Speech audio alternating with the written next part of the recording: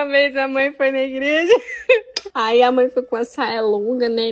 Chegamos lá, o padre veio com a fumacinha. Aí nós tudo tampando o nariz, fazendo que tava fedido. Aí, na hora que o povo botou a mão assim, dos lados, assim, a mãe tinha levado um pacote de biscoito pra gente comer, né? Aí eu peguei o pacote de biscoito, todo mundo esticando a mão e eu comendo a bolacha lá e eu botando a bolacha debaixo do braço pra ninguém me pedir, achando que tava todo mundo querendo minha bolacha.